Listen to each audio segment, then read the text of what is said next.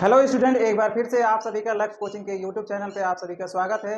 आज के हम इस क्लास में क्लास 10 के में पूछे जाने वाले एक बहुत ही महत्वपूर्ण चैप्टर है। तो आप यहाँ पे ध्यान दीजिए, समांतर श्रेणी। अब हम यहाँ पे देख रहे हैं समांतर श्रेणी। समांतर श्रेणी क्या होता है? यहाँ से अगर हम देखें तो सम अंतर, यहाँ पे समांतर में अगर हम उसको संधि विच्छेद या उसको ब्रेक करें तो यहाँ से हमें पता चलता है कि यानी जिसमें समान अंतर होता है उसे समांतर श्रेणी कहा जाता है। यहाँ पे हम देख रहे हैं, यहाँ पे हमारे सामने कुछ श्रेणियां लिखी गई है। श्रेणी क्या होता है? श्रेणी जिसमें एक से ज्यादा पद हो उसे श्रेणी बोला जाता है। जैसे यहाँ पे देख रहे हैं, यहाँ पे कुछ श्रेणियां लिखी गई है। यहाँ पे भी एक श्रेणी है, एक श्रेणी यहाँ पे है और एक श्रेणी यहाँ पे भी है। तो हमें क्या करना है, देखना है समांतर श्रेणी। अगर हमें पता, पहला कंडीशन हमें होता है कि उसको पता कैसे किया जाता है। हम यहाँ पे देख रहे हैं, यदि दूसरे पद में से हम पहले पद को घटा दें तो हमें 1 मिल रहा है। ऐसे ही तीसरे में से अगर हम दूसरे को घटा दें तो यहाँ भी हमें 1 मिल रहा है। और चौथे में से अगर तीसरे पद को घटा रहे हैं तो हमें 1। तो हम यहाँ पे देख रहे हैं कि जितनी भी श्रेणी, जिसने इस श्रेणी के जितने भी पद हैं, अगर हम बाद वाले पद को पहले वाले पद से हम घटा रहे हैं तो हमेशा एक फिक्स नंबर मिल रहा है। यहाँ पे आप देख रहे हैं, जैसे 1 1 1 घटाने के बाद हमें क्या, एक फिक्स नंबर मिल रहा है। हम देख रहे हैं दूसरा जो एग्जाम्पल हमारा दिया गया, इसमें से अगर हम घटा रहे हैं तो हमें 2 मिल जाता है। इसी तरह से तीसरे वाले में दूसरे पद को हम घटा रहे हैं, यहाँ भी 2 मिलता है। चौथे में से तीसरे पद को घटाने के बाद हमें फिर से 2 मिल जा रहा है। ऐसे यहाँ पे हम देख रहे हैं कि सभी के अंतर क्या है, समान है। तो ऐसी श्रेणी जिसके सभी पदों का को घटाने के बाद अंतर समान आए उसे समांतर श्रेणी कहा जाता है। तो अभी समझ में आ गया सभी लोग को? तो ऐसे यहाँ पे तीसरे में से अगर हम इसको घटाना चाहें, यहाँ पे हम अगर देख रहे हैं कि इसको घटा रहे हैं, दूसरे पद में से पहले पद को घटाने के बाद कितना मिल रहा है, 5। इसमें भी घटा रहे हैं तो यहाँ भी कितना मिल रहा है हमें, यहाँ भी 5 मिल जा रहा है। यहाँ भी घटाने के बाद कितना मिल रहा है, 5 मिल रहा है। यहाँ से भी हमें कितना मिल रहा है, 5। तो ये जो तीनों श्रेणी दी गई है, ये कैसी श्रेणियां हैं? ये समांतर श्रेणियां हैं। समांतर श्रेणी यानी जिसमें सभी पदों को घटाने के बाद आपस में बाद वाले पद को पहले वाले पद से अगर यदि हम घटा रहे हैं तो उसका अंतर समान आया तो उसे क्या बोला जाता है, समांतर श्रेणी। एक और हम एक एग्जाम्पल हम और ले रहे हैं। जैसे यहाँ पे 6 है, 9 12 15 18 21। अब आपको बताना है क्या ये समांतर श्रेणी में है या नहीं है। तो अब हमें देखेंगे, पहले पद से हमें कोई मतलब नहीं है, पहला पद कुछ भी हो सकता है, हमें बस इसका अंतर निकालना है। यहाँ से जब हम इसको घटाएंगे, दूसरे में से पहले घटाएंगे तो कितना मिलेगा, 3 मिल रहा है। ऐसे है, इसमें से जब इसको घटा रहे हैं कितना मिल जा रहा है, 3। ऐसे यहाँ से भी हमें 3 मिल रहा होगा। यहाँ पे कितना, 3। तो इस वाले श्रेणी में हमें सभी अंतर कितने का आ रहा है, सभी का 3 का अंतर आ रहा है। जब यहाँ पे 3 का अंतर मिलता है, इसे इसलिए बोला जाता है समांतर श्रेणी। यहाँ पे एक क्वेश्चन आपको क्या बताना है, ये समांतर श्रेणी है या नहीं है।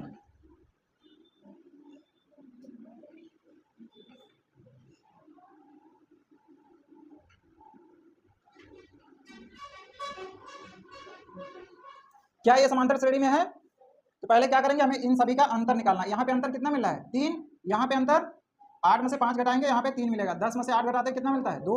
12 में से 10 घटाएंगे 2, और 15 में से क्या 12 घटाएंगे, यहाँ पे 3। तो इसमें क्या अंतर समान आ रहा है सभी का। सभी पदों में यदि अंतर समान रहेगा तभी समांतर श्रेणी हो। देख लीजिए सभी का अंतर, क्योंकि ये कितना आ रहा है, 2 आ रहा है, इसलिए ये समांतर श्रेणी है। अब हमें क्या करना है, ये जो पहला पद है इसे क्या बोला जाता है, A1। ये क्या चीज़ है, ये पद A2 है। ये यहाँ पे तीसरा पद है, इसे A3 A4 A5। तो ऐसे सभी क्या आ रहे हैं, पद होते हैं। तो ये क्या है, A1 यानी प्रथम पद, ये A2 द्वितीय पद, तृतीय पद, चतुर्थ पद, पांचवा पद। तो ऐसे क्या रहेगा, कोई भी अगर हमसे पूछ रहा है, इसमें क्या करना है, सभी का हमें मान निकालना है। ये तीसरे पद का मान कितना रहेगा। तो और क्या है, अब जब इसमें से घटा रहे थे, दूसरे में से पहले पद को घटा रहे थे, क्या दूसरे पद में से हमें पहले पद से घटाना है और उसके बाद तीसरे में से दूसरे पद को घटाना है। तो ये दोनों संख्या क्या आनी चाहिए, अगर समांतर श्रेणी है तो समान आना चाहिए, आना चाहिए कि नहीं बता। अगर इसमें से दूसरे में से पहले को घटा रहे हैं और तीसरे में से दूसरे को घटा रहे हैं तो हमेशा संख्या क्या आना चाहिए, समान। तो समांतर श्रेणी अगर इसे ही क्या बोला जाता है, सर्वांतर। सर्वांतर डी। तो ये अगर कंडीशन किसी भी श्रेणी में यदि A2 - A1 बराबर A3 - A2 आ रहा है तो बताएंगे वह समांतर श्रेणी है। यदि जिस भी श्रेणी में ऐसा नहीं आएगा उसे बोलेंगे समांतर श्रेणी नहीं है। जैसे इस वाले में अगर हमें श्रेणी में पता करना है ये समांतर श्रेणी में है या नहीं है, तो हमें क्या करना है, ध्यान से देखना। A2 का मान कितना दिया है, 6। यहाँ पे 6 माइनस A1 कितना है, 4 बराबर A3 कितना है, 8 माइनस 6। क्या ये बराबर आ रहा है कि नहीं, यहाँ पे 2 बराबर 2, इसलिए ये एक समांतर श्रेणी है। कभी कभी ये प्रश्न पूछा जाता है कि किसी श्रेणी के तीसरा पद का मान कितना आएगा। यदि तीसरे पद का मान ज्ञात कीजिए, 5वें पद का मान ज्ञात कीजिए, 9वें पद का मान ज्ञात कीजिए, इस टाइप के प्रश्न पूछे जाते हैं पेपर में। इसलिए इसको कैसे हम निकालते हैं, ध्यान से देखना सभी लोग। तो इस टाइप का प्रश्न करने के लिए हमें सबसे पहले कुछ मानना पड़ेगा। माना प्रथम पद बराबर A। यदि हम प्रथम पद को A मान लें और सर्वांतर को हम D मान लें, सर्वांतर बराबर क्या आ जाए, D। तो प्रथम पद A1 कितना आ जाए, अब ध्यान से बताना सभी लोग देख के। A1 कितना आएगा, प्रथम पद A आएगा, दूसरा पद कैसे मिलता है, पहले में ही तो डी को जोड़ के मिलता है। अगर पहले में डी जोड़ दें, बार बार डी को जोड़ते जाएं तो क्या मिलेगा, अगर पहले में हम डी जोड़ दें, सर्वांतर जो अंतर आया था उसको जोड़ेंगे तो क्या मिल जाएगा, दूसरा पद।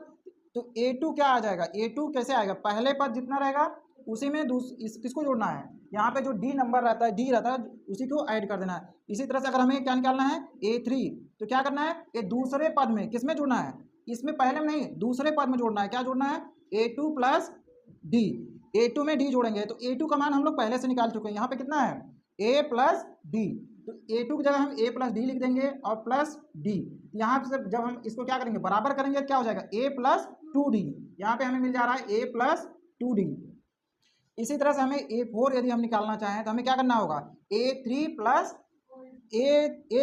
डी, क्या लिखेंगे a3 प्लस डी, क्योंकि यहाँ पे चौथा चाहिए तो हमें इस वाले में जोड़ना पड़ेगा उसके पहले वाली संख्या में। तो यहाँ पे कितना हो जाएगा, a3 का मान हम लोग निकाल चुके हैं, कितना है a प्लस 2d प्लस, और डी एक यहाँ पे आएगा, तो यहाँ से हमें कितना मिल जा रहा है a प्लस 3d।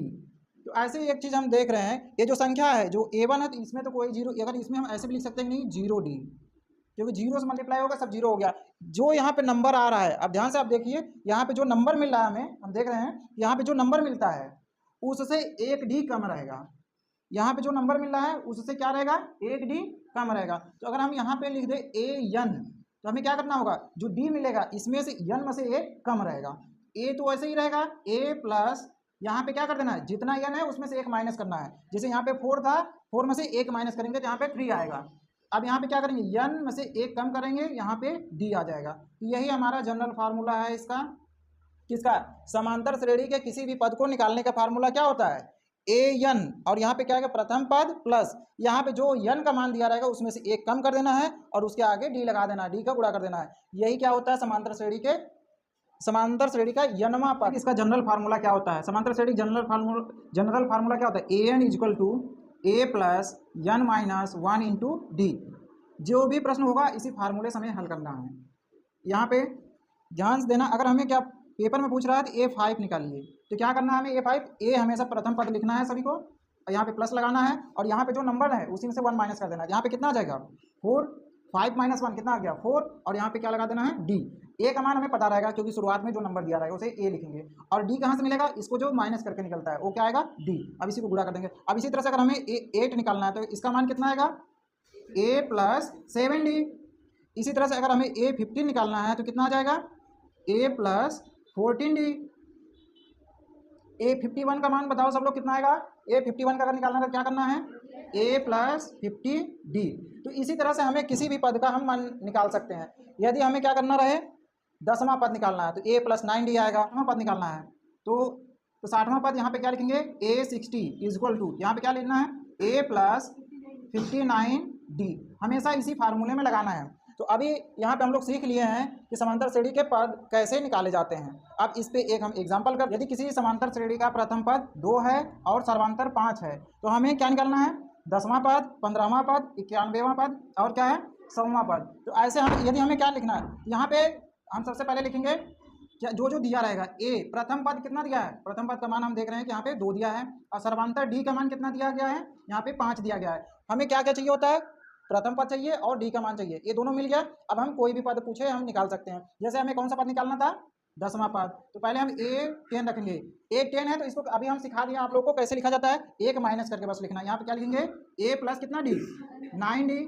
अब यहाँ पे लगाएंगे a का मान कितना है 2 है, प्लस 9 है, 9 को तो ऐसे लिखना है, इंटू d का वैल्यू कितना है 5। तो अब इसको सॉल्व करके बताना है कितना है, 2 प्लस 9 बचे 45, इसको ऐड कर देंगे कितना आ जाएगा 47। यही इसका a10वां पद का मान आ रहा है 47। इसी तरह से हमें a15 निकालना है तो क्या करेंगे, a15 इक्वल टू, a का मान पहले डायरेक्ट अब रख रहे हैं हम लोग, क्या लिखेंगे a प्लस 14d, यही आएगा। एक इसमें कम करके लिखना है तो बराबर कितना हो जाए, a का मान 2 प्लस 14 इंटू 5। अब इसको डायरेक्ट ऐड कर देना है, यहाँ पे 14 × 5 = 70 और 70 और 2 = 72। इसका मान डायरेक्ट हम लोग लिख ले रहे हैं 72।